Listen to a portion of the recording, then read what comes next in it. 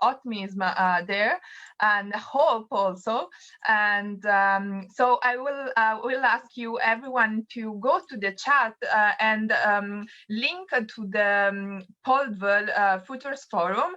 So I'm going to chat it again, write it on the chat, so that everyone who is actually writing in the chat can write in the pool, because let's see. So yeah, I will ask our technician to put it again. Meanwhile, we are Empathy, we have an organization, and Determined, and we have also some roles who were coming up. So that means that there were president, vice president, and I think it's great that we can also describe ourselves with some roles, because it thanks to this role that we have in the society, that we can really have an impact on each other life. And yeah, let's see. Eternal optimistic. Oh, that's eternal adjective from Laverne. Is something which can be really useful during this period, isn't it? Okay, so right now I can see that there are more words coming. Catalyst and discover. So I will do something. I will plan something right in this moment. I'm going to ask Deborah Francis which kind of word as you written in the pool. So if you can share with me, opening your mic. Let's see, Deborah Francis, what if she is online. If not, I'm going to drop the poll to Marinel Canela, maybe. Oh, hello. Hi, everyone. Hello from the Dominican Republic. I'm Marinel Canela. It's a pleasure to be with you all today. Thank you so much for joining, and I'm curious about your word. What's the word that maybe can describe you best? I think I matched with someone there. It's enthusiastic. I think we have to be enthusiastic with everything we do in life, especially when we have to try topics like this, that we as a society, we have common problems. We are not looking common solutions. So I'm very glad to be here. I had the chance to be in two of the dialogue for Puerto Rico and Dominican Republic. So I'm very glad to be here today with you all. Thank you so much for joining. And yes, I totally agree with you. And I think these dialogues are so valuable, because sometimes we try to search for a simple solution to complex problem.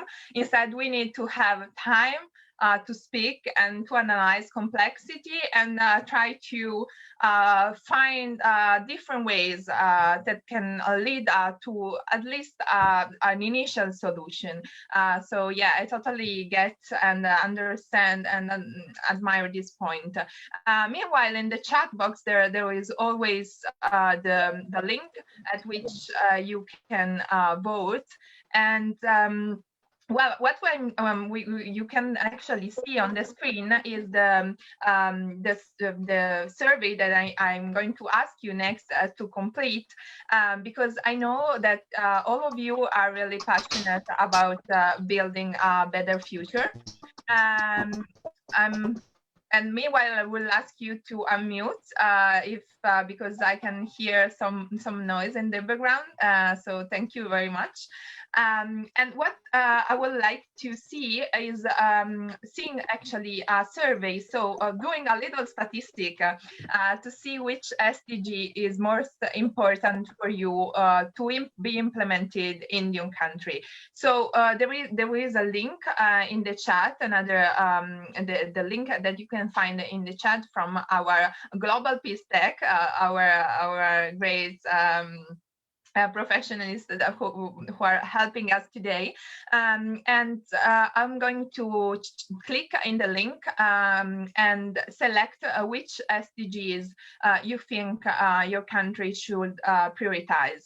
I'm personally a fan of statistics. For those who have just connected, I'm Sofia Moschin from Italy, and I'm your co-host for today. And I am actually a physicist. So for me, data are really, really fundamental. And I'm looking forward to see which SDGs will be the most voted globally. Let's see if we, despite our differences and different characteristics, let's see if we are on the same page about which SDGs will be needed to implement the most. And I will say that right now it's about reducing inequalities, who is winning the best spot. And we see 19% no poverty and quality education. And personally, I think they go together, of course, because quality education has jumped to the lead, while reducing inequalities stays on the same page.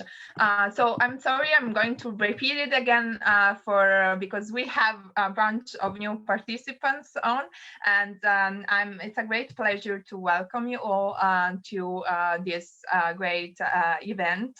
I am Sofia Moschin. I am the Global Peace Ambassador for the European continent, and I'm welcoming you today to this great dialogue to celebrate 100 dialogues in 100 cities that Global Peace was able to put in place. And what you are able right now to watch on your screen is actually a pool that I'm going to ask you to fulfill. So there is a link in our chat box, and thank you again. It has been implemented again. So I ask you to just click on this link and select which SDG you think your country should prioritize. We are collecting these data, and at the moment, quality education is the one who is leading. And personally, I will share my vote. I will share my vote with you, and I voted, of course, for quality education because to me it's probably the long term which will make the difference. And if we are able to guarantee a quality education on the grassroots today, then in some years we will have great profession and great skilled people who are going to take the leading role. I will say hi to Mateus, who has just has just written hello everyone. And also to Rodrigue, hi, is greeting us from Senegal. And there is Tamires. Hi, Tamires. It's so great to have you on board.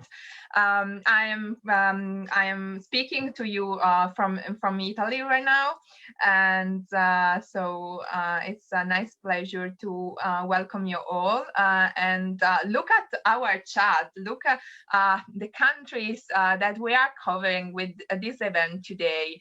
Bonjour de l'Université Marianne de Congo-Brazzaville. Bonjour tout le monde. Of course.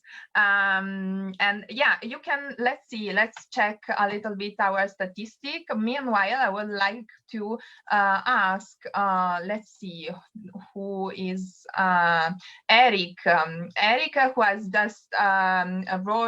just written from Rwanda. Would you like to open a little bit your mic just to say hello to everyone and quickly share which SDGs have you voted? Let's see if I can get him on board. 1, 2, 3, no. Let's search for Boris. Boris French. Let's see. Let's see.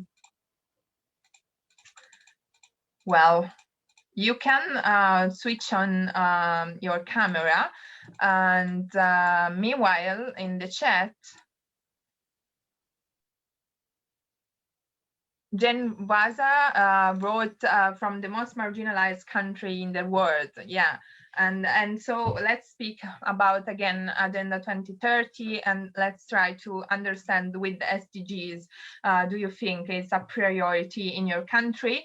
And once again, I'm welcoming you on board, and I invite you to click on that link that you can see in our chat, just because in the following minutes we will close the pool, and I will comment these data. I was sharing the fact that I am a physicist, so let's say data are really my cup of tea. And so right now, quality education has been leading for a while, and together, and 17% no poverty. And then we can see peace, justice, and strong institutions, which are indeed really needed to guarantee then no poverty, quality education, and the other SDGs. I think the point is that all SDGs are interconnected, and at the end, what is needed is the will and the effort in order to implement them. Okay, so we are already going to close it up, because for those that have just joined, once again, I'm Sofia Moskin. I'm the co-host for today. Today, we are attending a great event because Global Peace will conduct its Global Intergenerational Dialogue, which is the culmination from hosting 100 dialogues in 100 cities across the world. Global Peace will also take this opportunity to launch the Futures Forum. The next 1.5 hour virtual event will demonstrate what this unique collaboration has achieved across the globe, and will outline our plans for the future. My co-host, Mr. Jivon Kayes, will be guiding us in what is said to be a very, very exciting program today. Dr. Okido Wedi, our moderator for today's dialogue event, will be talking to Her Excellencies Mr. Amina Mohammed, the Deputy Secretary General of the United Nations, and Her Excellencies Mama Graꞔa Machel, the Chair of Global Peace, together with some amazing leaders across the world who have hosted intergenerational dialogues as a part of our 100 Dialogues, 100 Cities initiative. Some house rule, please, please take note. We are being forced to get familiar with online manners, let's say. So I ask you to please ensure that your mic is turned off at all time during the formal program. Make sure that you are always on speaker view. And that's important. If you have a question during the panel discussion, you can type it into the chat box, and the chat box will be open during the panel for questions only. The moderator will be selecting question from the chat to pose to the panelists. So that's another opportunity for you to really interact with our panelists of today. There is an interpretation offered in Arabic, French, Portuguese, and Spanish. In your menu bar, you will see an icon for interpretation, but please note that Arabic interpretation is labeled as German in the interpretation menu, as the Zoom channel for Arabic doesn't work. So for the ones who are willing to follow the event in Arabic, please put it on German interpretation. Oh, and of course, I'm ready to tell you that we are going to welcome you also online using the hashtag global peace or GPFF or GP Futures Forum. So there will be this great way for you to really be part of the event using, of course, the chat box and our social media. We will be really careful in keeping on track of what you will be doing on your social medias. So enjoy the event, and we will see you soon.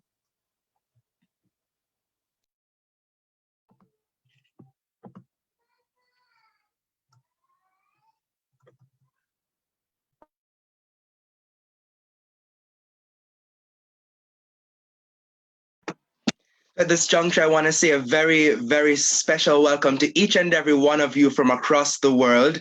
I am Javon Keys, and the pleasure is mine to be your moderator. And I'm coming to you from Jamaica. So welcome to every single one of you from wherever you are in the world. Buenos dias, buenas tardes, bonsoir, bonjour. We just want to say a very special welcome to you. For me here in Jamaica, it's very early. For some of you, it's very late. So we appreciate the time you've taken to be a part of this very important dialogue. It's a continuation of the legacy that we started a while back with Global Peace. And of course, this Global Intergenerational Dialogue and Futures Forum launch is very, very special to us. Now, we're here because we all believe that nothing should be decided for us as youth without our involvement. So it's important for you all to know that this event is not just being led by youth, but the organizing of this event was also spearheaded by young people from across the world. Now, you should also appreciate the fact that this is the working of a number of parts coming together. Now, today, you'll hear from many countries, from many speakers from across the world about how we can forge new partnerships and pathways, and ultimately, how we can become a driving force to shape the world we want to see. Now, the reality is that in our own spaces across the world, we are playing a part towards achieving the Sustainable Development Goals and all other global goals so we can develop the world we want to see. Don't take for granted what you do in your own spaces, because it all sum totals towards achieving a better world. Now, many of you would have been participating in the previous dialogues, and you would have recognized that the conversations we've been having are helping to get together ideas from all walks of life so we can put together these thoughts and see what we can achieve as we seek to advance the global agenda of development, leaving no one behind. So I want to say a very special welcome again to each and every one of you who have been here, who have joined us, and we really, really appreciate you taking the time to be here with us. Now, I want to also say thank you and a very special welcome to my co-host, Sophia. Thank you so much for helping to guide us through so far. And of course, she'll be also with me throughout. A special welcome as well to Dr. Vasu Gounden, who is the founder of Global Peace. Also a very special welcome to other speakers and moderators who you will be introduced to in short order. Thank you so much, each and every one of you, for joining us. Now, again, some housekeeping rules. We have to ensure that as persons come on, you are reminded of these rules. This is, we're utilizing Zoom as it's now commonplace for us. So many of us are now accustomed to Zoom as if it's something we've always used, but I must remind you that you must ensure that your microphone is muted for the duration of the program.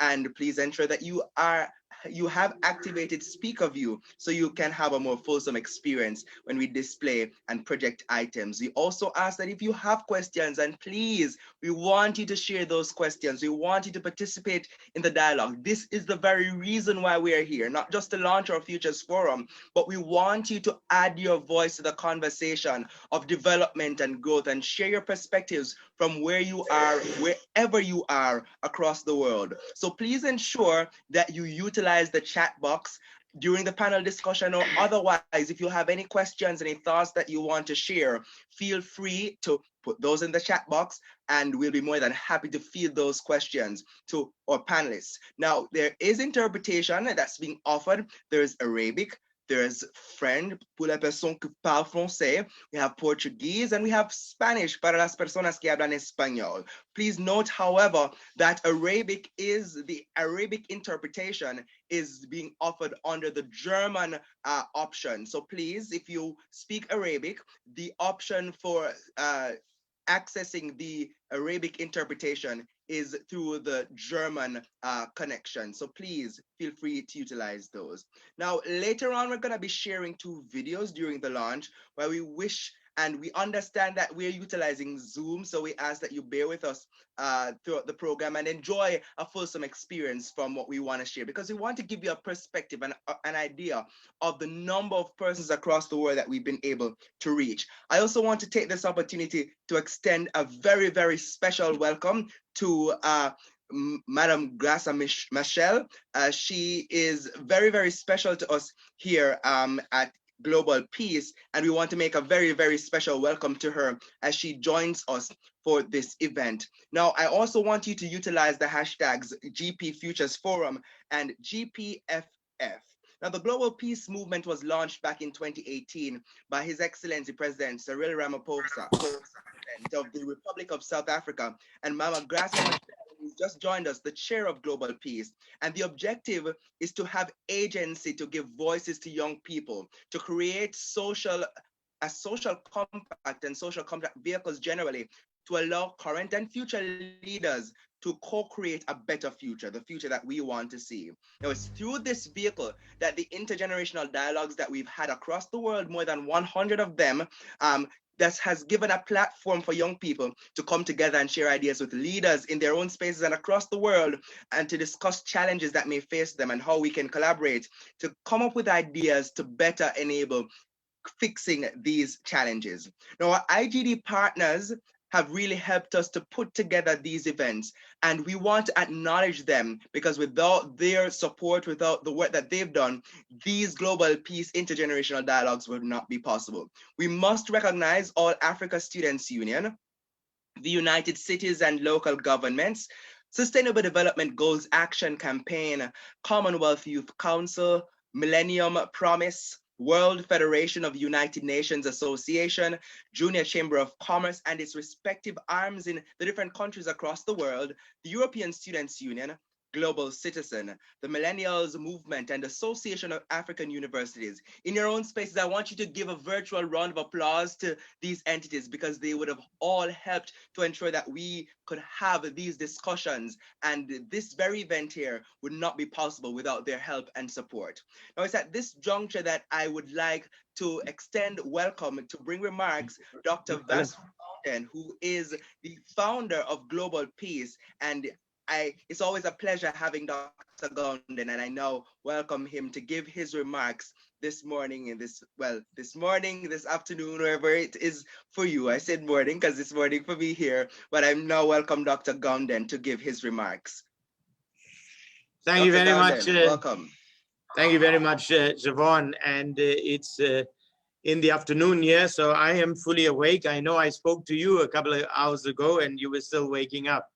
But thank you very much for your moderation. Let me start, Javon, by recognizing the future leaders of the world, the pioneers of this global peace movement, all of you here today, the young people who have participated in the 100 dialogues will go down in history as the co-creators of global peace, of a better world. And now to the leaders of today's world. Your Excellency, Amina Mohammed, Deputy Secretary General of the United Nations. Of course, we're always proud of you coming from Africa. You're welcome, and thank you so much for accepting our invitation to join all of the young people from across the world. And then, of course, our mentor, our leader, Mama Graꞔa. Thank you also for taking time out of your busy schedule to be with us today. We really appreciate that. Chair of Global Peace, of course. And then to all of the ambassadors who are joining us today. And let me give a special welcome to the first female ambassador of South Africa to the United Nations, Ambassador Mato Joini. You're welcome. We have a number of mayors out of United Cities and local government joining us from around the world. You're welcome. Business and civic leaders. The idea, friends, for global peace was born out of concern for an increasingly divided world, divided not by hope and understanding, but by fear and prejudice. Fear not out of knowledge, but out of ignorance, not out of fact, but out of fiction, not out of reality, but out of myth. Friends, when a 200-year-old democracy, born out of the ashes of a brutal civil war and united by a flag, anthem, and constitution, bolstered by the most powerful economy in the world, lays bare its soul to the world and exposes its deeply embedded prejudices, then we know that we have to build a better world. Friends, when we have to stand up and ask, what moral compass are we using to build bombs instead of building ventilators? What moral compass are we using when we produce vaccines for our people instead of producing vaccines for all people? We have to ask in this context, where does national interest end and where does global responsibility begin? Friends, we must be better global citizens than that, because tomorrow's world of 9 billion people, 80% of whom will be urbanized into ever-expanding cities, where sharing and caring will mean all the difference between a utopian future or a dystopian future. And that will demand that we be better global citizens. Today we have assembled here, separated by an invisible virus that has come to test our resilience, our determination, our selflessness, and our humanity. But yet we are united by our visible presence here today, our common purpose, and our shared vision of a better world. Friends, technology is defining today a new world.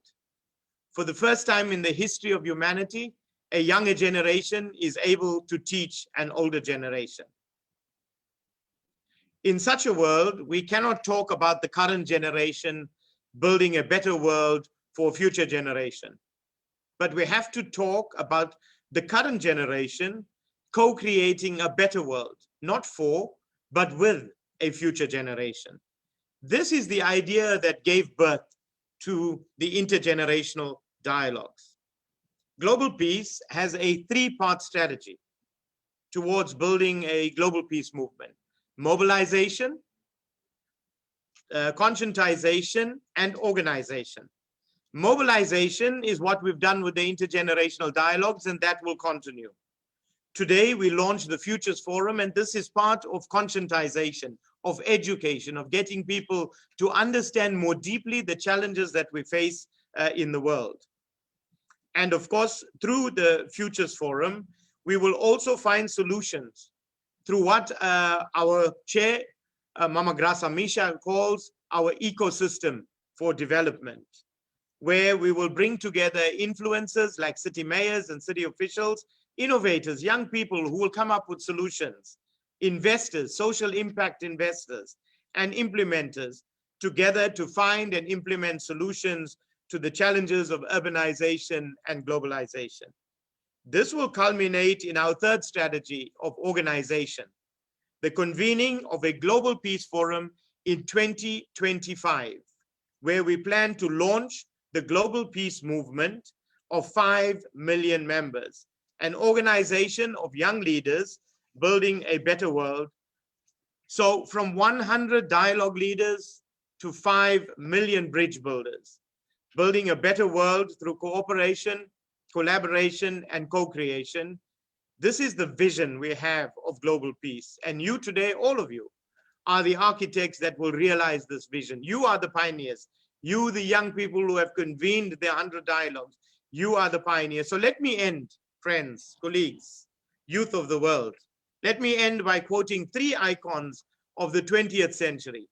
Mahatma Gandhi said, "You have to be the change you want to see." Martin Luther King said, "I have a dream." And Nelson Mandela said, "It's always impossible until it is done." Today, I ask you, leaders of the 21st century, all of you, the future leaders of this world, those of you who will sit as presidents, ministers, as secretary generals and deputy secretary generals of the world in 20 years' time. I ask you, leaders of this 21st century and global peace champions, to be the change you want to see and dream the impossible. I thank you, and now it's my extreme pleasure to call upon, to pull together 100 intergenerational dialogues across the world is a huge feat. We have had an amazing team here. The team was led by Karishma Raju, but the person who put all of these dialogues, who contacted all of you, and I know most of you know him, is none other than Kobla Asamani from Ghana. Somebody I always says pulled a rabbit out of a hat by getting 100 dialogues going across the world. Kobla, you have the floor. Thank you very much, Dr. Vasugondin, Your Excellency's keynote speakers. I stand here today with great honor and joy. Thank you everyone for coming to join us today. Our success story is inspired by the incredible role of over 200 young leaders volunteering as conveners and moderators, over 500 global speakers and over 50,000 participants. From face-to-face dialogues to a caravan dialogue in Israel, to a dialogue deep in the ocean on the legendary Japanese boat, we crossed every continent, and not even COVID-19 could stop our march. Our virtual dialogues continue throughout the pandemic, a testimony to our collective determination. From Accra to New York, UK to Portugal and Russia, Australia to Nepal, Sri Lanka to Japan, from Iran to Brazil, Ecuador to Israel and to South Africa, we held intellectual discourse and engagement among students, youth, civil society, captains of industry, academics, politicians, and priests of different religions from across the world.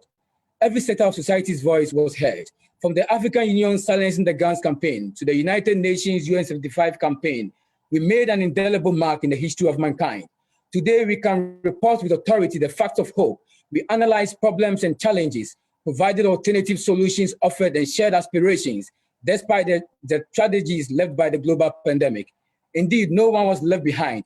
With the promise made to Accra during the inaugural dialogue, 100 cities, 100 dialogues by President Nana Akufo-Addo of Ghana, we have finally delivered global peace in over 100 cities in the world and beyond, inspiring the voices and the hopes of young people. Our 5 young panelists from 5 continents here today, you are a testimony to our efforts and to our able partners, Nualain Abubakar of Michigan State Board, USA, Lester Harry from JCI Honduras, and Ryan Eller from Jamaica. Thank you all for your extraordinary contributions, and also to mention my good friend Javon for your great moderation. Let me also commend our other office colleagues, Imen St. Keegan in our design team, the leader and manager of our team, Karishma Rojo. Thank you. And thank you very much once again to our distinguished founder of Global Peace, Dr. Vasugondin, for your shared vision, support, and guidance. Indeed, it's a great time to celebrate. It's now time to introduce the endorsement for global peace from around the world. Distinguished ladies and gentlemen, I present to you the pioneers of global peace. Thank you, Your Excellencies.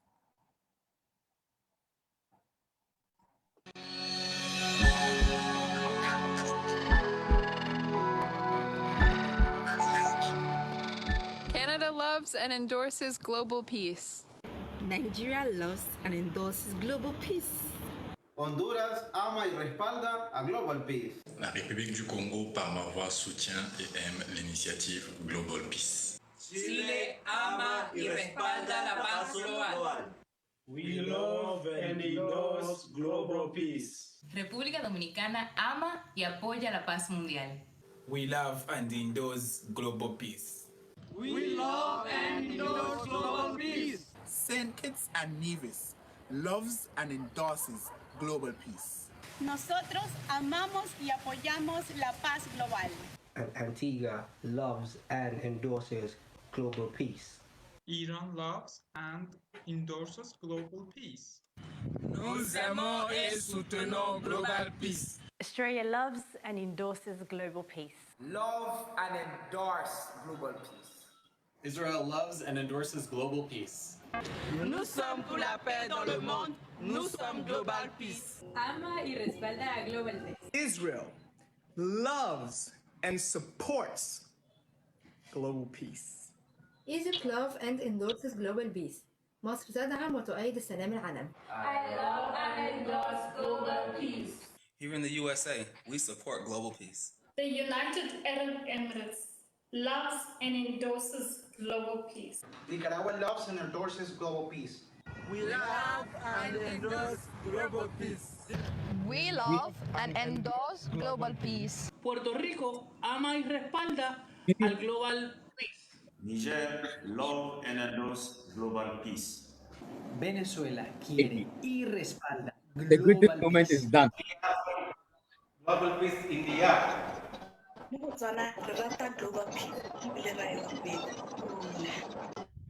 Barbados loves and endorses global peace. Kenya loves and endorses global peace. Indonesia loves and endorses global peace. We love and endorse global peace. Somalia loves and supports global peace. We love and endorse global peace. Much love from Portugal. Morocco loves and endorses global peace. O Brasil ama e apoia a paz global.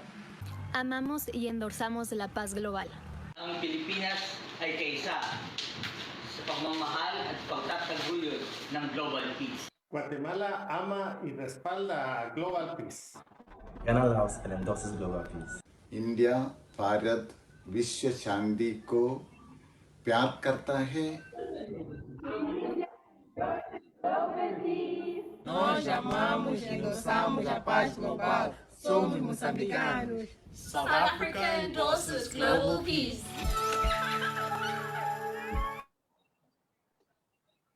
Wow, what a beautiful compilation. Just to give you an idea of the vast magnitude of reach that global peace has so far had. 50,000 participants we've had across the world, more than 50,000 that is. And as Dr. Gounden has said, global peace's aim is to by 2025 launch the Global Peace Forum and have 5 million members. So for sure, we're looking forward to that realization. 2025, and we are all definitely expecting that each and every one of you will be joining the force to ensure that we achieve the world we want to see, leaving no one behind. Just a matter of housekeeping, reminding each of every one of you that as you come in, ensure that your microphones are off. However, I'm asking that you keep your videos on. We want to see you. We want to see you engage with us, but we don't necessarily at this point want to hear. So please ensure that as you come in, ensure your microphones are off, but we want to see you and share in this beautiful occasion. I'm seeing more than 200 of you on the chat, 261 of you to be exact at this moment. A very special welcome again to those of you joining us on Facebook, and please share the conversation by using the hashtags GP Futures Forum and hashtag GPFF. Now, in line with the video that you would have just seen, we also, because here at Global Peace, again, we're run by young persons, and young people across the world love to be in pop culture and dance and sing and so on. So we wanted to engage you in a very similar manner. So in thanking our partners across the world, we also wanted to get you involved in this, what we call our Global Peace Dance Challenge. So in the same spirit, you all would have partnered with us, shared your videos. And at this time, I want to ask you to also take a look at this very special video while, we share our Global Peace dance moves. And in your own space, you can share these videos afterwards using the hashtag. So let's jump right into it, the Global Peace Dance Challenge.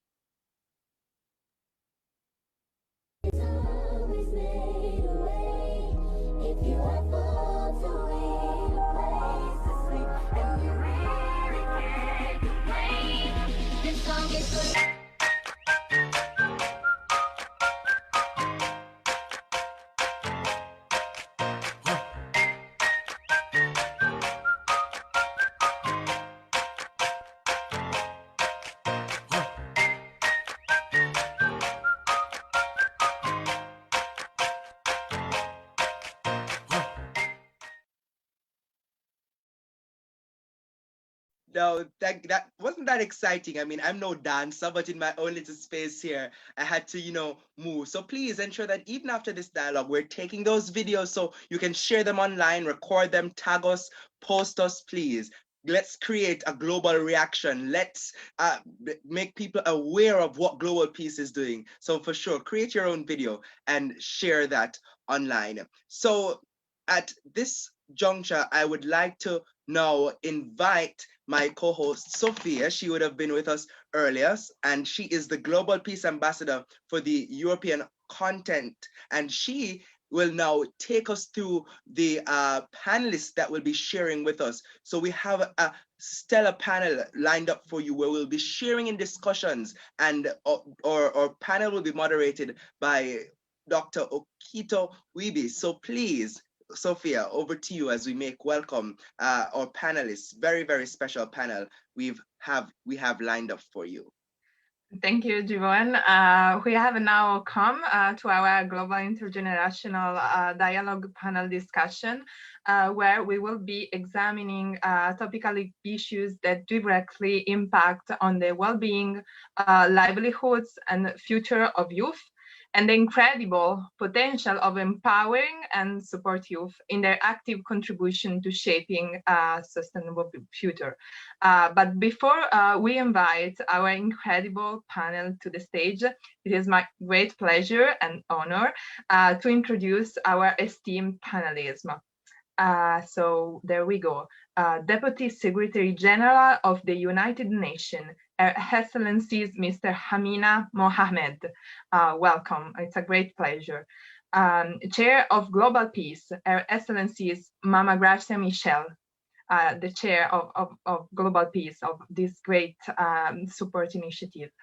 And I'm going to welcome Rosario Diz Garavito from Peru, Rui Aguites from Portugal, David Jack from the USA, Hannah Portuini from Indonesia, and Chinia Monde Anuhite from Nigeria.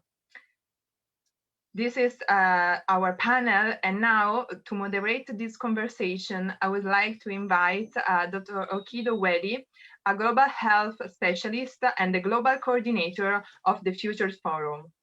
The floor is yours. Thank you so much, Ms. Sophia, for that really kind introduction. I am so excited to be here with all of you today and this incredible panel of speakers for what I'm sure is going to be a really insightful and dynamic conversation on where we are right now in the world and how do we move that future forward. After which we will be taking questions from all of you, our online audience. We want to hear from you, we want to know your thoughts. We want to know who you are, where you are, and who your questions are directed to. We want to figure out what are your thinkings and feelings around the kind of topics we'll be discussing today. Now, for the exciting part. To kick off this conversation, I would like to start with you, Hannah. Let's start with an easy one. Can you tell us about your initial reactions when you heard about global peace and what made you want to be involved with this global movement? Yeah, thank you for this opportunity, Okito, and hello everyone. My name is Hannah Pertiwi from Indonesia. I'm very enthusiastic for this event because this event is a very great, and as young generation, we have lots of ideas to contribute to world, but sometimes we don't know how to deliver the ideas and how to make the ideas impact to society. So that's why I want to join in the global peace because this is the place we speak up. This is the place we have to share our ideas and connect it to each other, especially around the world. Thank you so much. That's fantastic. Let's up the temperature a little bit. Your Excellency, Mohammed, partnership and collaboration seem to be this kind of buzzword in the development community today.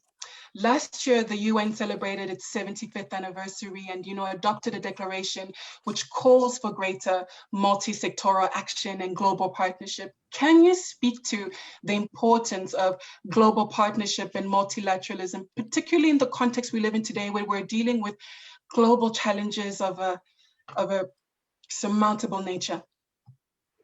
Well, thank you very much and for having me at Global Peace. I'll add my voice. I love and support Global Peace.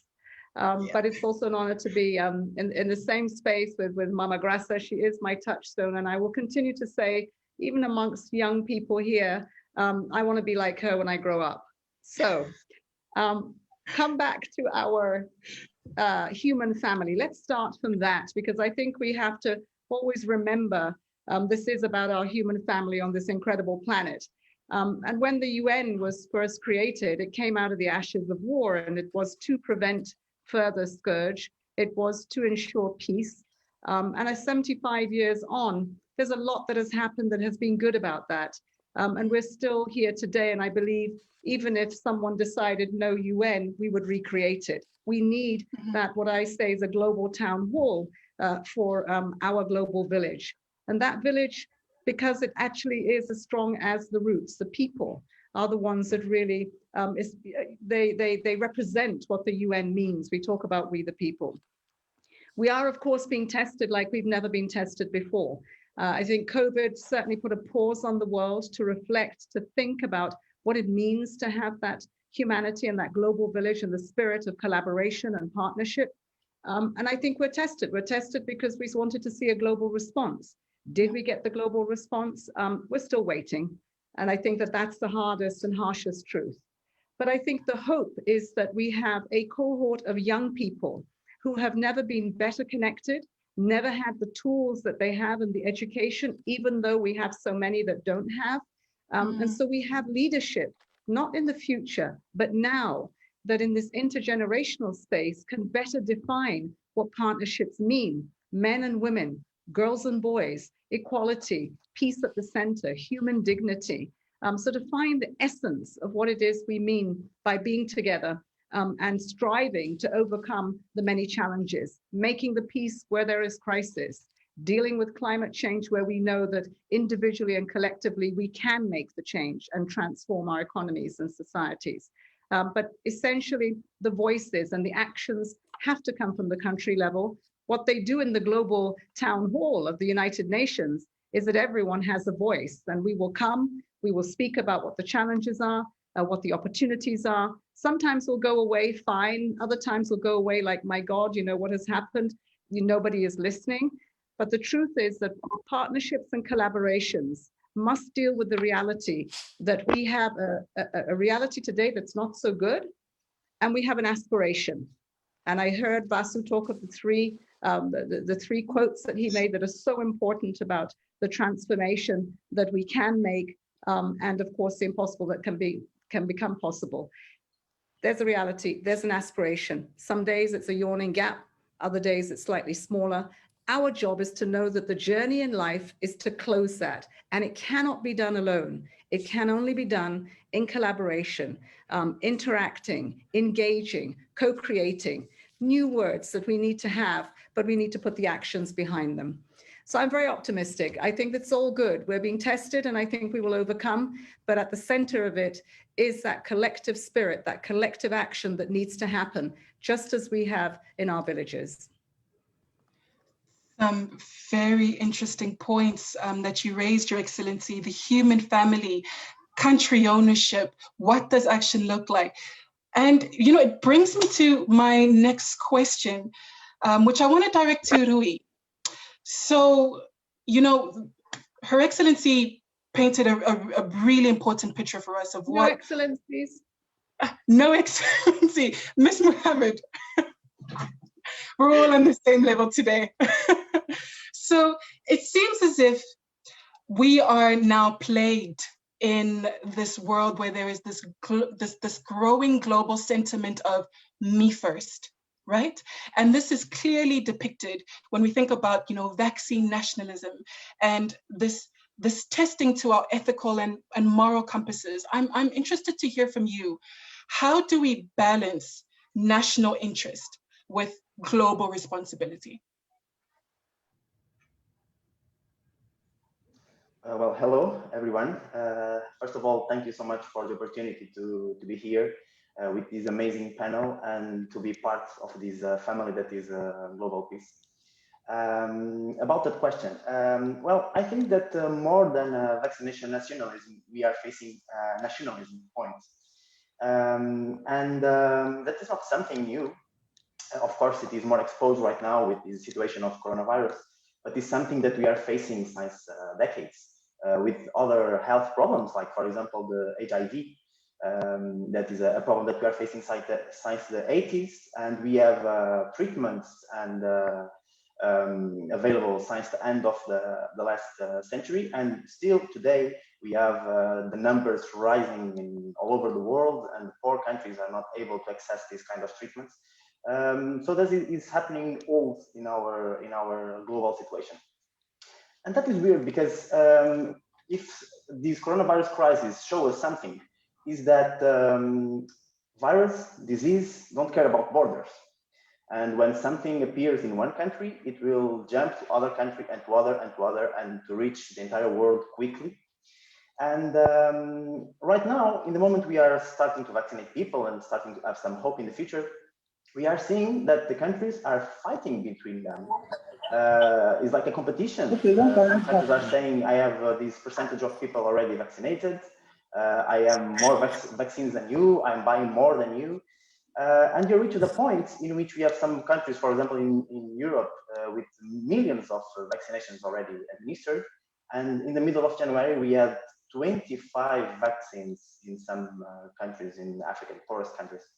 That is a big contrast. So it's not hard to understand that if we have, for example, a country in which 100% of the population is vaccinated, but all other countries are not, what will happen to that country? They will be like isolated. People cannot go in, people cannot go out, because of course the virus will go too. So I think it's really easy to make the countries and leaders understand that it needs to be a global effort. And just in the moment we have the entire world, or a big percentage of the entire world vaccinated, we will return to our old world. If we want to return to our old world, I think we want to go to a new one, a better one. But it's just a global and common effort that will allow us to do with it. Thank you, Rui. Very good points that was made. Then I actually want to continue on the same line of inquiry as we're thinking about COVID-19 as the main issue, the global crises that we are facing today, right now. David, COVID-19 has exposed so many vulnerabilities in our healthcare systems, in our education systems, you name it. How do we rebuild resilient social and economic systems that are able to anticipate and deal with future shocks and the challenges that we will inevitably face? Interested to hear your thoughts on that. Absolutely. Thank you for the question. And again, global peace, everyone on the Zoom, thank you for playing a role in progress. To answer your question, we face a daunting task ahead of us, one that our world has never experienced before. More than 1.5 million lives have been lost today due to COVID-19. And that number is striking, and it's scary. I'll continue amidst the sound, forgive me.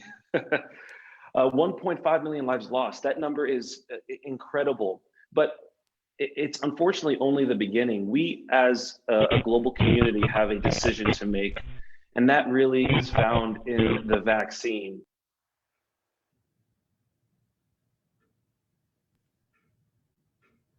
I'm sorry, I think we're having some technical difficulties, but I'll continue. We must demand equal and equitable access of these life-saving vaccines today. I truly believe that the future of our planet not only resides in energy and the environment, but COVID-19 has the opportunity to take out so many young, vibrant lives that can build our future. And so access to the vaccine is incredibly important. We also must challenge these biotech and life sciences companies to pool their resources and to put revenue aside and to think about the future of humanity. My second point in terms of COVID would be education. 192 governments across the globe have closed their schools to stop the spread. We must focus on education and re-engaging these young students and young leaders who unfortunately do not have access to education today. And then finally, we must look at our healthcare system. You mentioned it. We've seen so many vulnerabilities have shown face. There is an incredible amount of burnout in physicians and clinicians that will see ripple effects for years to come. We also must look at our health system's capacity. These hospitals are overrun. They're taking on loans just to keep the lights on. And a lot of those financial institutions are starting to call those loans. In fact, in New York, a hospital in New York, their financial institution has just called their $40 million loan. They have to figure out how to pay this back immediately, or they're going to have to close their doors forever. And that will have lasting ripple effects. So to sum that up, again, we need to think about the vaccine. We need to make sure global leaders must demand equitable and equal access and distribution of the vaccine. We must think about education and how our young leaders have been unfortunately housed and not able to be in school, and look at digital technology to maybe cross that chasm. And then finally, we must think about our health systems and how they're overrun, they're burdened financially, and governments must support them today. They must support our healthcare institutions to keep the doors open so we can continue to care for the global community. That's fantastic, David. Equitable and equal access to vaccines, digital technology, health system strengthening and support, all really, really important topics that, we're talking about right now in terms of how do we shape this future that, we are inevitably going to inherit. I want to bring you into the conversation, Rosario, because a lot of the things we're talking about at this point is around the future challenges that we are going to inherit. And I know that one of the things as a young person myself, that is of growing concern is this large share of debt that is accumulating to respond to the current crisis, which will be passed on to future generations, to us. So I know as someone who deeply cares about issues of inequality, I want to get your thoughts as to what needs to happen within institutions like the World Bank, the UN, IMF, to mitigate some of the burdens that we are foreseeing. Thank you very much. Can you hear me? Yes. Well, I think one of the main things that global institutions or multilateral bodies need to start working on or putting an effort on is to start running this huge campaign to first raise funding in order to keep supporting the countries around the globe, but also start looking for mechanisms where this debt is not necessarily a sentence for future generations. That doesn't stop them for keep developing within their nations, keeping developing within their regions. It's important that we need to find a way where this debt doesn't mean that the current generations even and the future generations are going to be constrained and they are not going to have a way to achieve the goals as people, but also as countries, as nations. I guess that is one of the main things.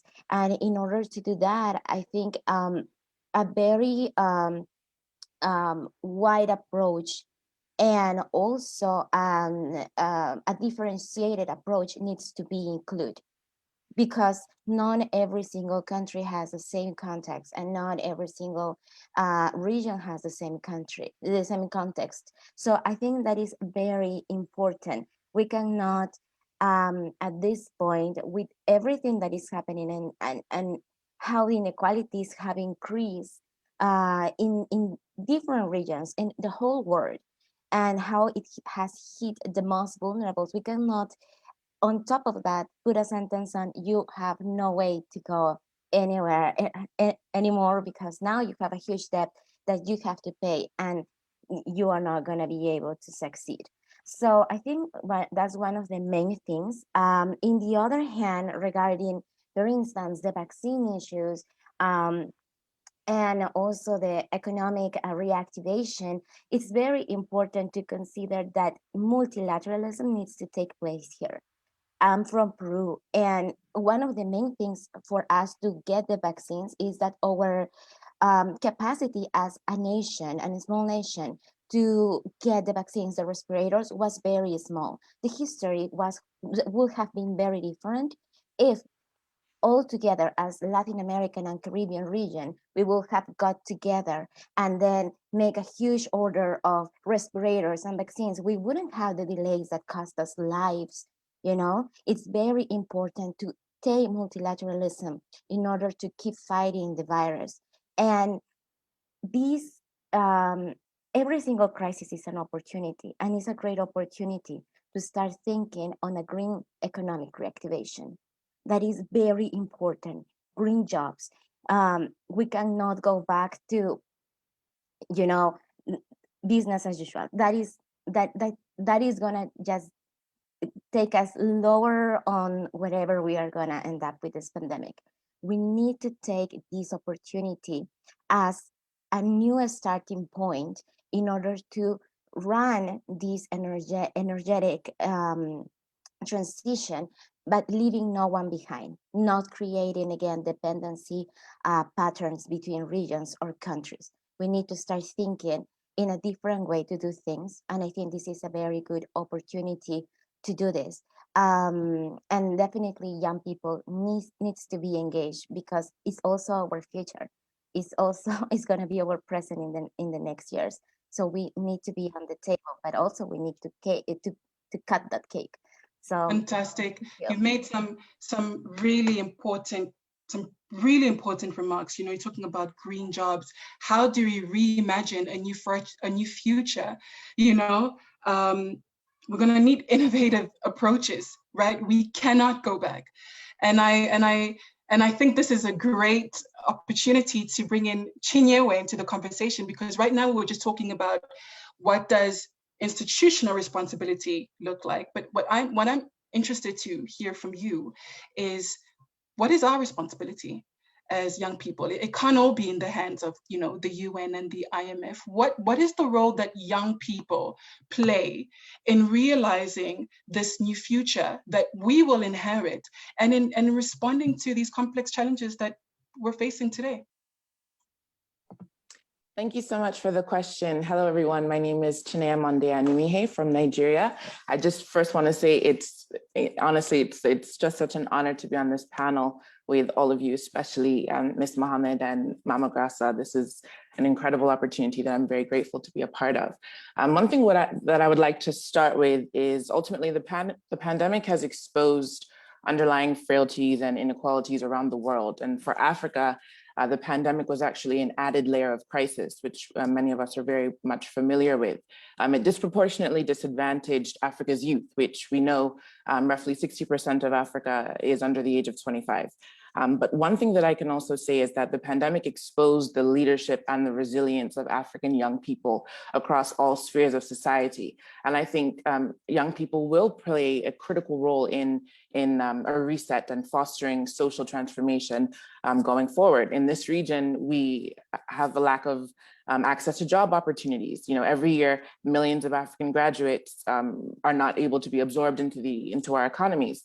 So we have young people that have been forced into entrepreneurship and have been forced to innovate in their respective spaces.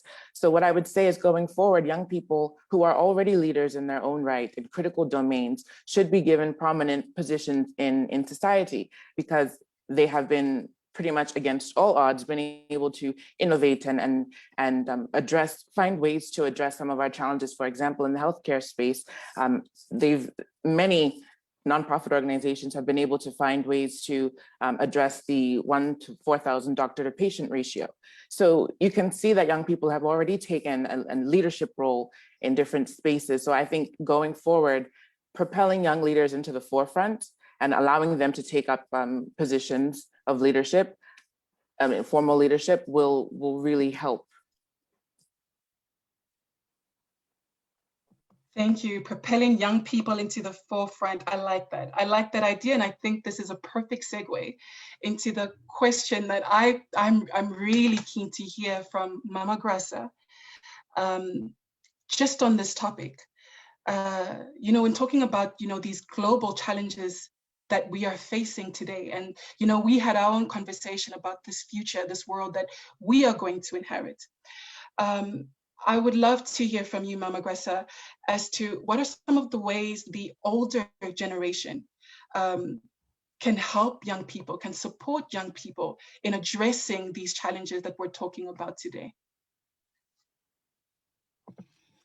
Thank you so much. Let me start really by thanking the opportunity I have to be part of this global peace from the moment we launched it, and now the intergenerational dialogues which are coming to an end, and the lessons which have been granted to me all along this process.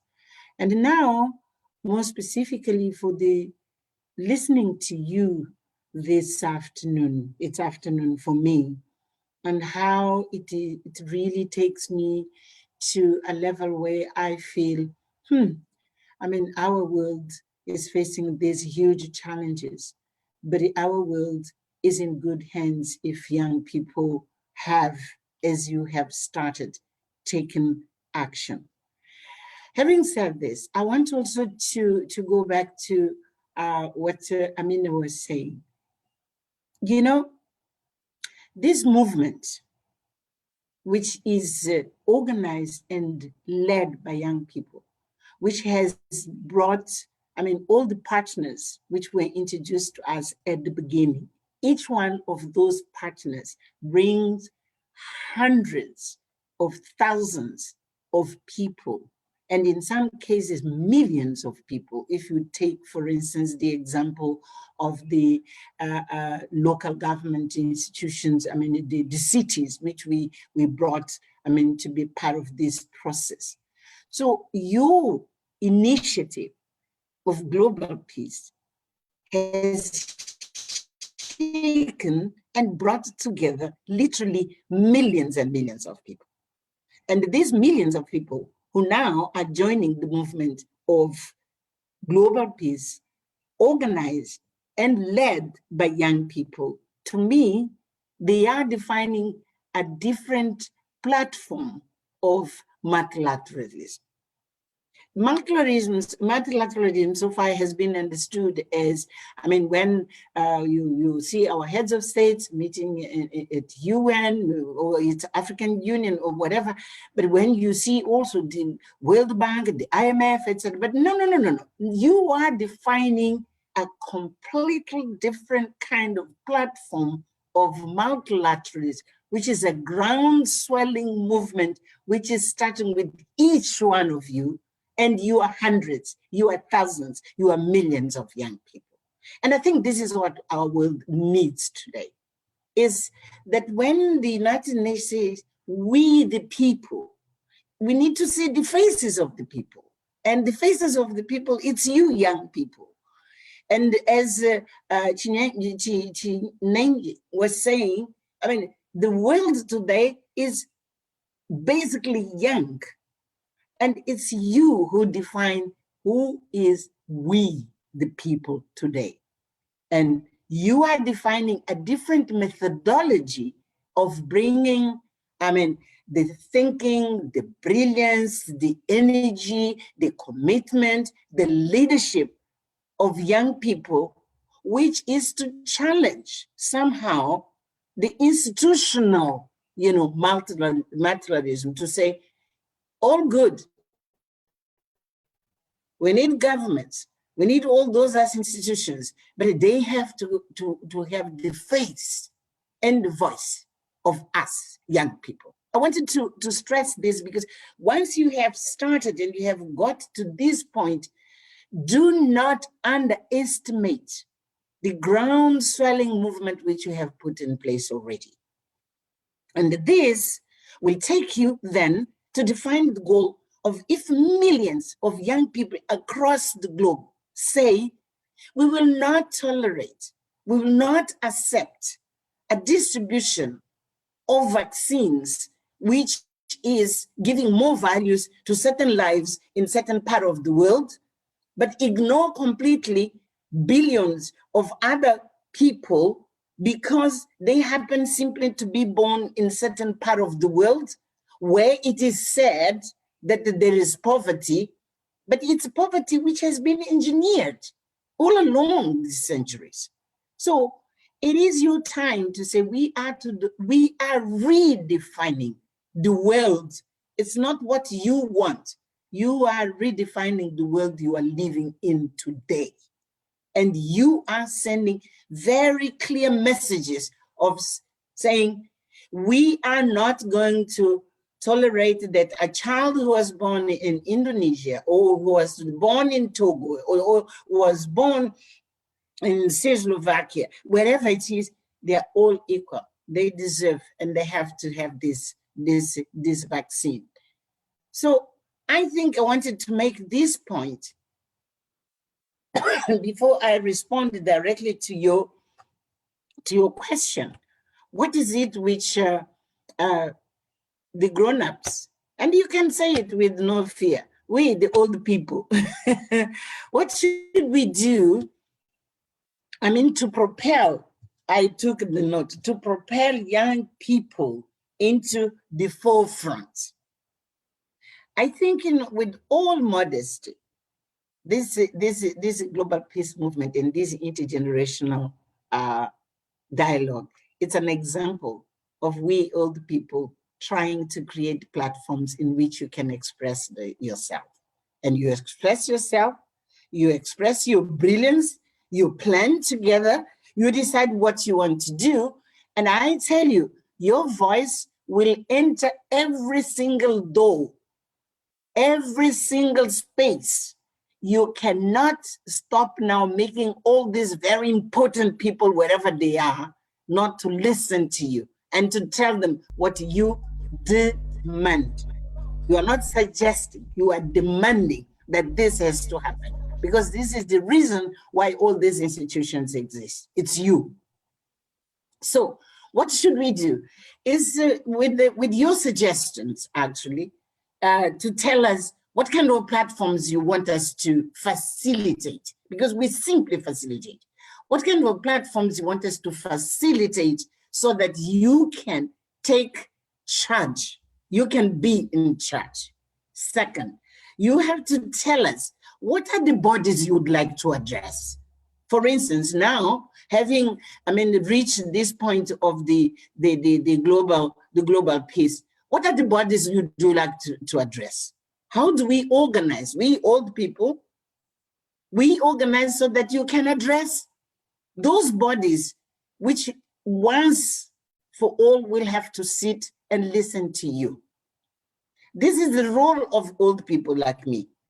It is exactly to take from you the platforms you want to establish and support the establishment of those platforms so that you can work together. When I say multilateralism, which you are defining, it's exactly multilateralism which brings everyone from every single point of the globe, as this movement is, and to have one goal, to have one voice, to have one plan, to have one, single thing you are going to focus on in a certain moment.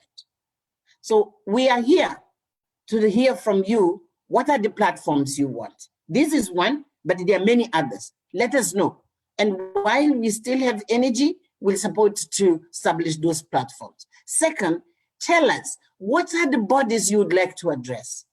Exactly with the clarity you have shown here, with the intent really to transform, so that instead of global peace being something which looks like parallel to what's going on in the world, has to penetrate every single institution, which has to listen to you and to your transformative way of looking at the world, of looking at yourself, and looking at how to solve the challenges. So give us the matching orders. All the people now have to take the matching orders from you. And while we have energy, we will be there to create, and to facilitate those things which you feel you need to be at the forefront of every single decision. Amina, it doesn't join me as an old person. Amina is my daughter. Many of you here, you are my grandchildren. And as you give marching orders to me as your grandmother, give also marching orders to this very brilliant and powerful and beautiful, from inside and outside, beautiful young woman, African woman who is sitting at the top of the house where all the human family meet. She is in a position exactly to say, from what I have heard, I've listened to from young people, these are the voices. And who knows, perhaps we need to agree that you'll have some of you addressing the United Nations telling them. You have to address also these people who are talking about money everywhere in World Bank, IMF, you name it, WTO, all those people to listen to you with the clarity of the agenda of you bring. This is the role, my dear. And you will have, of course, at the end of this, you will tell me whether there are other roles you want us, the older people, to play. Mama Graça, you do not fail to inspire. My chat is going crazy. Young people are jumping out of their seat. A new social compact where young people at the front of it are heading it up. The removal of the lottery of geography, just getting rid of that. All these things, I'm very excited. As you can see, I'm very hyped up. And you know, before we go into our Q&A, where we'll be taking a few of your questions, I just want to get an opportunity for one of our young leaders to just ask one quick question. If you could give one quick answer, my apologies. To what Mam Graça has just said, you know, David, we often talk about the fact that young people need a seat at the table, and we want to be heard and not just seen. You now have the audience of some of the most important leaders of our time. In 2 minutes, can you tell us what you want them to know? What do you want them to know? Absolutely. First of all, Mama Graça, thank you so much for that powerful message, sermon, proverb, maybe you could call it. How empowered are we all now sitting on this Zoom? We should look at the data in the next month or so and see what kind of change has happened from the people on this Zoom, because that was awesome. So thank you. But what I want to leave you with is really two things. We need to start thinking about our health as a global nation in a multifaceted manner. Health starts in our homes, our schools, the workplace, neighborhoods, and communities. We need to focus on that. COVID-19 has showed us so many disparities in healthcare, so many underlying issues, so many holes that we really need to create solutions for. But we need to start thinking about ourselves and our community. You know, how are you eating well, staying active, your spirituality, seeing doctors, all this stuff is important. And this is what we call social determinants of healthcare, right? But all these social determinants of healthcare are still founded and still made way by local, state, and federal government. So we have to become advocates. Every single person on this Zoom, we have to become advocates for change and progress. We can no longer sit behind our social media handle on Twitter and just say something. We have to actually play an active role. And Mama Graça and Global Peace and Her Excellency are making these platforms for us. So I challenge every young person and every old person on this call to take an active role. Pick something, pick one thing you want to see changed, and make a plan, connect with an organization to do so. For example, take cancer. We can't forget about cancer. Cancer is a scourge. 40% of people at one point in time in their life will be diagnosed with cancer. We have to start thinking about these things and looking at it from a holistic approach. And so that's what I would leave as sort of an encouraging word. As Mama Graça said, and as Her Excellency said, we do not have to be fearful. There is a bright future ahead of us, and collectively bringing together our thoughts, sharing conversation, and then most importantly, sharing data. We cannot, the power of progress is found in the power of data. And when we are able to collectively pull our resources, understand the underlying issues, we can see progress and we can play an active role in that progress. So that would be my encouraging word that I would leave everyone on this call with. Thanks, David. Thanks for that. Challenging young people. This is exactly what Global Peace wants and intends to do.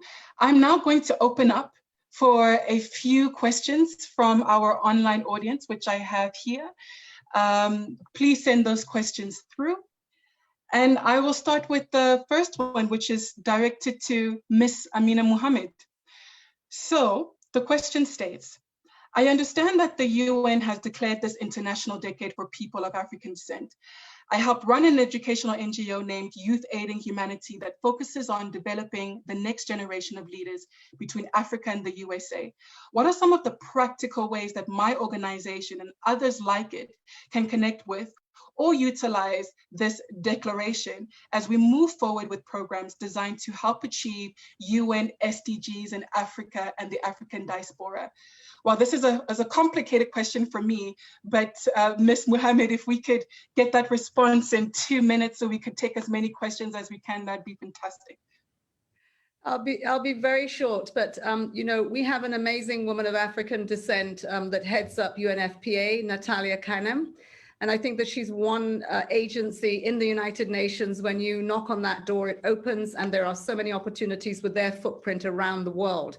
So at the global level, connect with her, and I will put her in contact with whoever's just asked that question so we can move forward.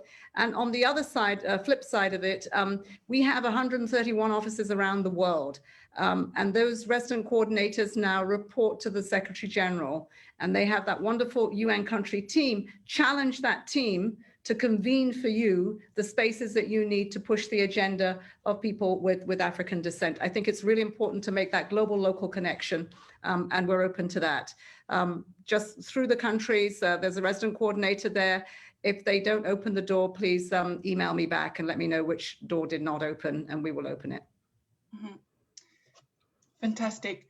I'm now going to take a second question. Powerful address from Dr. Vasu Gowden and Her Excellency Ms. Mohammed and Mam Graꞔa Machel, really honoring our giant struggle heroes, Gandhi, King, and Mandela.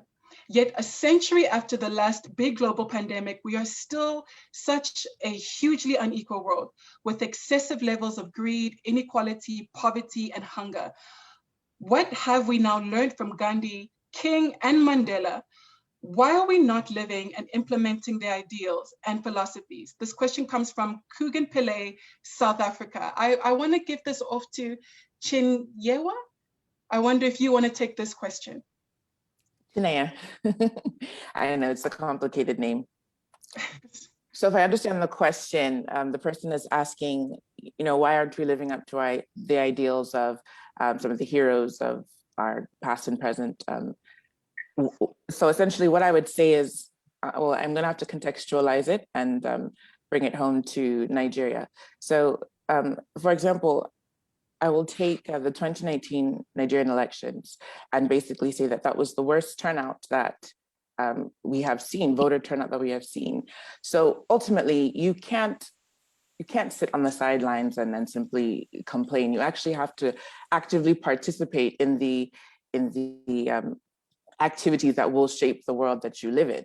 We can't have this passive attitude or this discouraged attitude. We have to actually maintain and sustain that fire and that energy beyond simply just stating what the issues are. So, I mean, my call to action for young people and people of all ages ultimately is that you have to go beyond the statement of the problem. You have to actively participate in these activities, especially democratic activities. And that's one thing that's a huge push for us here right now in Nigeria. We have a real push for civic education because we've noticed that one of our major challenges is, yes, we are not given opportunities to sit in prominent positions, and we are not given a seat at the table. But one thing I am also grateful for is you have leaders like Ms. Mohammed and Mama Machel here who are willing to hold our hand and continue to advocate for us in those rooms, those boardrooms, those courtrooms where we don't have access to.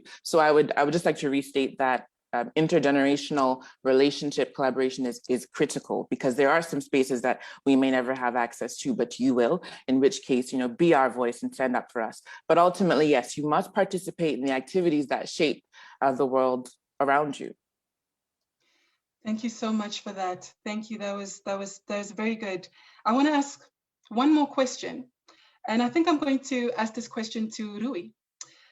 Aside from returning to the new norms, how will we address the overall mental health of humanity in response to the adversity experienced from COVID? Very good question. It is very good and hard to answer. I think that mental issues will be maybe the biggest consequence of all this we are living. Because during decades, mental issues were not proper addressed. Like they were considered like a minor problem. They were considered like a complication that we create in our mind. Your problem is not real, and the pressure is not real. And so we reached this point in which we need to address this question as a proper and huge problem, and we have not the tools and we are not the guns to fight against this problem. With confinement, with people losing their jobs, with people losing families, losing friends, I think that actually it will be a huge problem in the future. How we address it? Well, I think there is two ways to address any problem, and one is mitigation and other is adaptation. In terms of mitigation, we know that we have the problem in our hands and how we will attenuate it. So, of course, mobilize doctors, mobilize specialists to help these people, maybe in a free way as a public service, a public health service in any country. And then is the adaptation, is prepare the future. We are never prepared to this kind of situations. We are not prepared to this pandemic. Even if we knew that it would happen, we were not prepared to the climate changes, even if we knew that it would happen. So this is an opportunity to prepare what will happen tomorrow, not only for these mental issues, but for a lot of other consequences that will happen. So I have not the perfect formula to that. But I think this way is mitigate the problem we already have in our hands and prepare for tomorrow problems that will be even bigger than what we are expecting. What a fantastic provocation. I don't think any of us have the answer, but definitely good suggestions there. And I think that is a perfect way to close this discussion. What a dynamic and open conversation we've been able to have with one another. I want to thank my amazing panel. I definitely learned a lot. I am very inspired, and I hope you have all learned a lot too. And now to hand over to Javon to continue with the rest of the program. Thank you, everyone. Thank you so much, Okito, and thank you so much to our panelists. I am just simply awe-inspired. So many important points made by our panelists, and I will briefly just touch on a few. Her Excellency Amina Mohammed pointed to the need for collaboration and collective action in this time of crisis more than ever. We need to look at the idea that peace is not negotiable. And this was something that I saw as a constant theme. The need for us to collaborate, and multilateralism in this time especially is quite important. We cannot get back to business as usual. And in the context of youth being the largest group, We have to ensure that we coalesce towards ensuring our young people are integrated as a part of the discussion, and the support needed to help us as young people to also develop and to also add our voice to the conversation is necessary. But more so, as Mama Graꞔa Machel really inspired us in encouraging us to take up space. As young people, we cannot just sit to say that we want to see things. We must get it done and action it now. Very poignant points made there. The need to redefine the world, not the world that we want to see, but the world we live in. Because right now, right this very minute, things are happening in our world that we need to add our voices and our actions towards making a change. So thank you so much for just a simply inspiring presentation to our panelists, Deputy Secretary General of the United Nations, Her Excellency Ms. Amina Mohammed, Chair of Global Peace, Her Excellency Mama Graꞔa Machel, Rui Albites from Portugal, David Jack from the United States of America, Anna Pertui from Indonesia, and Chinyewe Monde from Nigeria. I'm so sorry. I almost think I messed up your name there, but I really appreciate you all for taking the time to be here. And now, ladies and gentlemen, a very special moment is about to unfold as we move to the launch of the Futures Forum. Now, you've joined us today from all across the world, and we want to show the magnitude of reach that has been achieved for this very event. So at this time, a link has been shared in the chat box and also via email for you. And I want you to follow that link where you will be able to enter your name and where you are from. Now, what you're going to do for me is indicate what country you're from by just clicking the map, inserting that pin. And as I said, the link is in the chat box and it has been shared via email. So on that world map, we will be able to see, have an idea of where the persons joining us are from. Now, after you've put that data in, I'm gonna ask you to come back to us. I'm gonna ask you to join us so you can minimize the browser tab to come back to us here on Zoom, and then also ensure that your speaker view is still active. So we want you to go ahead, click that link, mark where you are on that map as we seek to, showcase and endorse global peace and show just how powerful this movement is as we work towards achieving those global goals. So the map is up and I'm seeing it beautifully being populated. I'm seeing persons all over the world. Keep those pins coming as we showcase just how widespread we are. This is a powerful moment because one of the things that came out in the discussion is the fact that, and I also saw it in the comments, is the fact that though we are in a pandemic, there are extents to which we have come together even closer as a world. I'm sitting here in Jamaica having a conversation with so many of you from across the world, and it is just spectacular how we can share in this kind of event the perspectives that we've been able to share irrespective of where we are, and to further coalesce in the reality that there is so much that we need to do in this world to achieve global peace. Now, it's my pleasure at this time to introduce to you a very special guest. Now, her name is Juliana, and she is going to come to us at this moment to share with us a poem. Now, Juliana Rocha is a World Peace Ambassador from Portugal, and she's going to share this poem written specifically and specially for this symbolic event. Juliana, welcome. Thank you.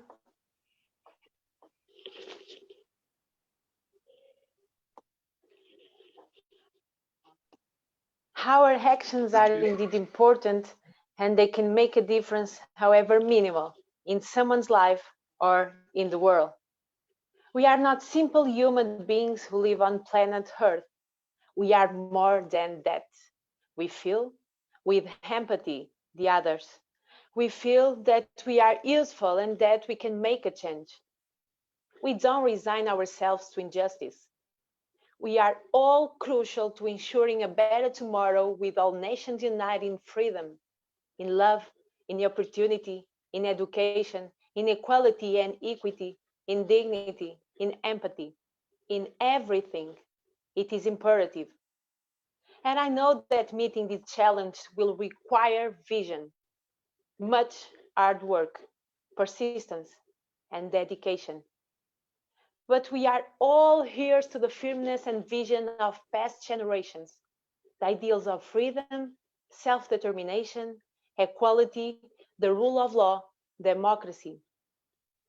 Peace requires responsibility. It requires sacrifice. Let us never lack faith nor hope. We are in this together. The world is in our hands. I believe in you, and I love you all. You can count on me, and I can count on you. I endorse global peace. Let's shape our future together. Let's shape our future together. Thank you so much, Juliana. We are in this together, irrespective of where we are in the world. We are in a position to share our perspectives and work in our own spaces towards achieving this global peace and towards overcoming this pandemic and overcoming the ills of crime and societal injustices and inequity. We have the world in our hands and the opportunity to make the change we want to see now.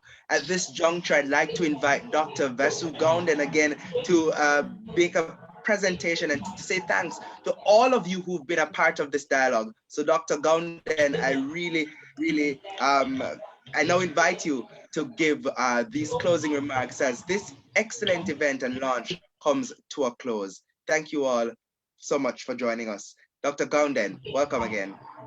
Javon, thank you very much. And you always do such a great job together with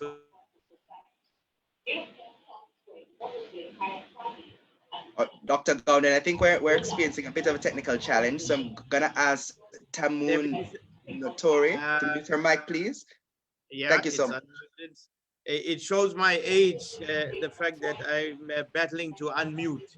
Let me start by, I know, Deputy Secretary General, that you have another appointment and you have to leave shortly.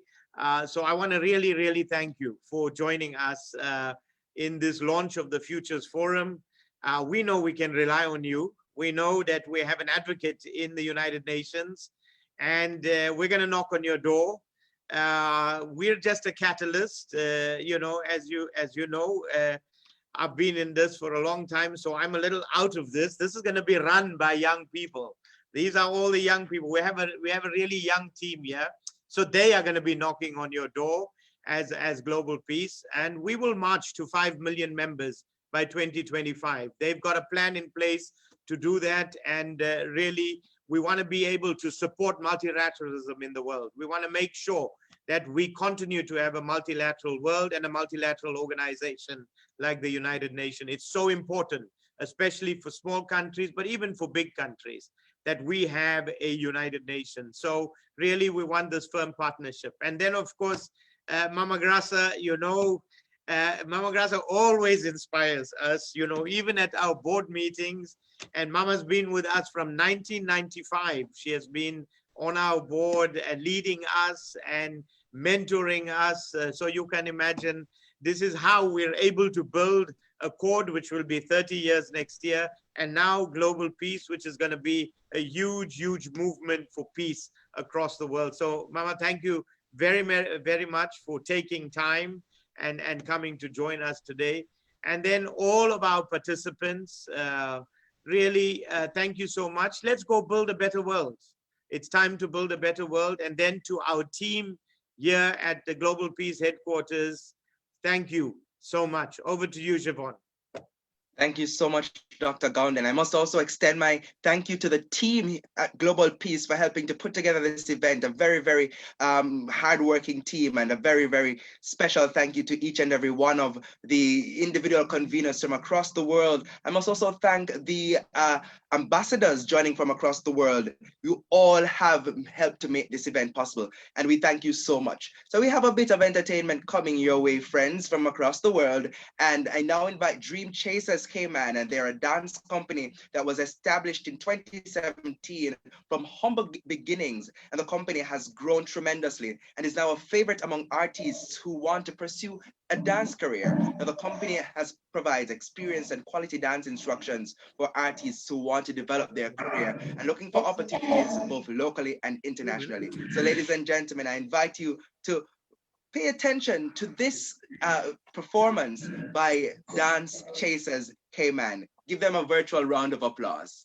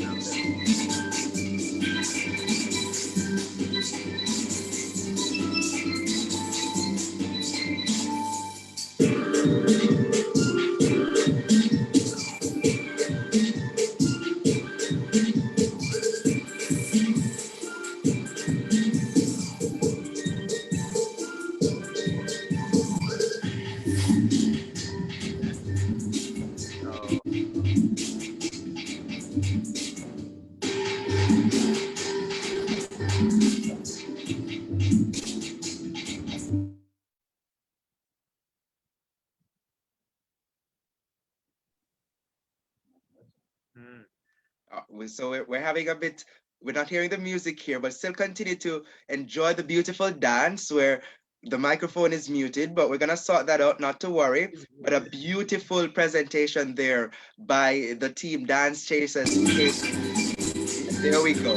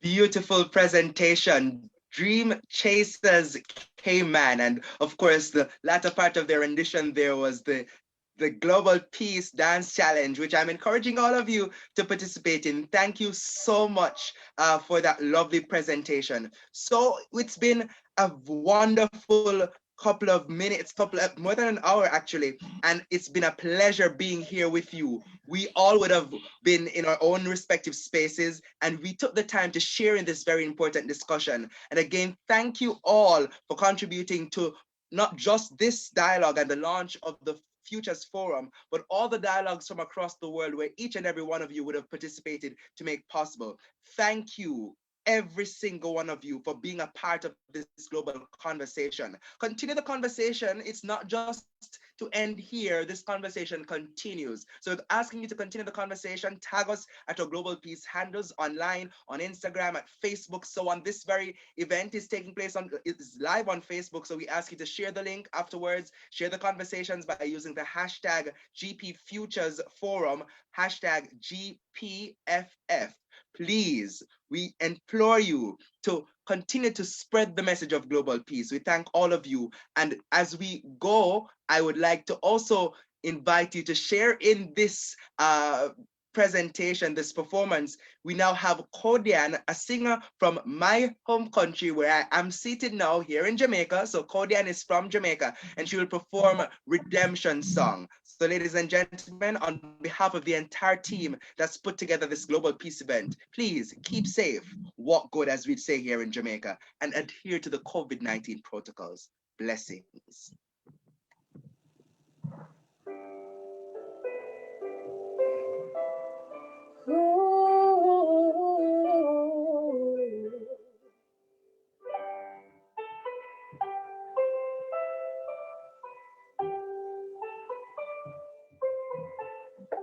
Old pirates, yes, they rob I. Sold I to the merchant ships. Minutes after they took I from the bottomless pit, but my hand was made strong by the hand of the Almighty. We forward in this generation triumphantly. Won't you help me sing these songs of freedom? 'Cause all I ever am, redemption song, redemption song. Emancipate yourself from mental slavery. None but ourselves can free our minds. Have no fear for atomic energy, 'cause none of them can stop the time. How long shall they kill our prophets while we stand aside and look? Some say it's just a part of it. We've got to fulfill the book. Won't you help me sing these songs of freedom? 'Cause all I ever am, redemption song, redemption song. And all I ever am, redemption song, redemption song.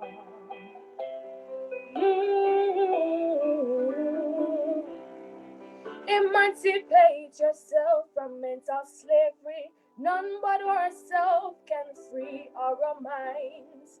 Have no fear for atomic energy, 'cause none of them can stop the time. How long shall they kill our prophets while we stand aside and look? Some say it's just a part of it. We've got to fulfill the book. And won't you help me sing these songs of freedom? 'Cause all I ever am, redemption song, redemption song. And all I ever am, redemption song, redemption song. A beautiful rendition of Redemption Song by the iconic Bob Marley. What a beautiful way to end this Global Peace Forum. Ladies and gentlemen, boys and girls, damas y caballeros santos, on behalf of the entire team, I'm Javon Keys. The pleasure was mine on behalf of Global Peace to moderate this event. Please take care and be safe.